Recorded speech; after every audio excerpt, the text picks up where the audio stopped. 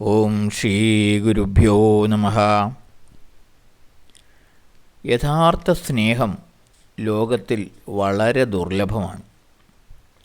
ചിലരിൽ നിന്ന് സ്നേഹം കിട്ടുവാൻ നമ്മൾ ആഗ്രഹിക്കുന്നു, പക്ഷെ അത് ലഭിക്കുന്നില്ല. മറ്റു ചിലർ നമ്മളെ സ്നേഹിക്കുവാൻ ആഗ്രഹിക്കുന്നു, എന്നാൽ ആ സ്നേഹം സ്വീകരിക്കുവാൻ നമുക്ക് താല്പര്യവുമില്ല.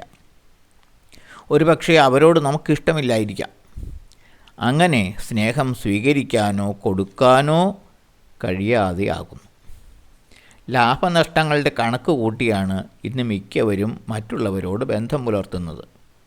ലാഭനഷ്ടങ്ങൾക്കും ഇഷ്ടാനിഷ്ടങ്ങൾക്കും ഉപരി എല്ലാവരെയും നിഷ്കാമമായി സ്നേഹിക്കുവാൻ ബോധപൂർവം ശ്രമിച്ചു നോക്കൂ.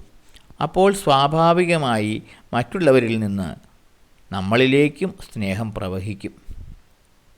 മാരക രോഗം ബാധിച്ച് മരണം കാത്തു കിടക്കുന്ന ചിലർ പറയാറുണ്ട്, എനിക്കെല്ലാവരെയും സ്നേഹിക്കണം, പലരെയും ഞാൻ വിഷമിപ്പിച്ചിട്ടുണ്ട്, അവരോട് ക്ഷമ ചോദിക്കണം, എന്നോട് തെറ്റ് ചെയ്തവരുണ്ട്, അവരോട് ക്ഷമിച്ചു എന്ന് പറയണം. മരണത്തെ മുന്നിൽ കാണുമ്പോൾ എല്ലാവരോടും സ്നേഹം തോന്നുന്നു.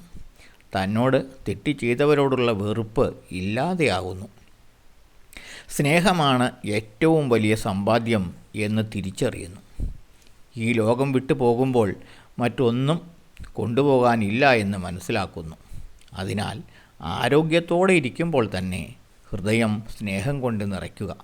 എല്ലാവരെയും സ്നേഹിക്കുക, തെറ്റ് ചെയ്തവരോട് പൊറുക്കുക, ക്ഷമിക്കുക. ഈ ഭാവം ഉണ്ടാകാൻ മാരക രോഗം വരുന്നതുവരെ കാത്തിരിക്കേണ്ടതില്ല. സ്നേഹമാണ് അഖിലസാരമൊഴിയിൽ എന്ന കവിവാക്യം ഓർക്കുക. നമ്മുടെ ശരീരം ഒരു വാടക വീട് പോലെയാണ്. ഏത് നിമിഷവും അതിൽ നിന്ന് ഇറങ്ങിപ്പോകേണ്ടി വന്നേക്കാം.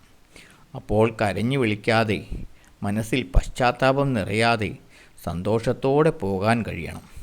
ഈ ലോകജീവിതം നശ്വരമാണെന്ന് മനസ്സിലാക്കി നിസ്വാർത്ഥമായ സ്നേഹം നൽകുവാനും സ്നേഹം സ്വീകരിക്കുവാനും നാം പരിശീലിക്കണം. ഓം ശ്രീ ഗുരുഭ്യോ നമഃ.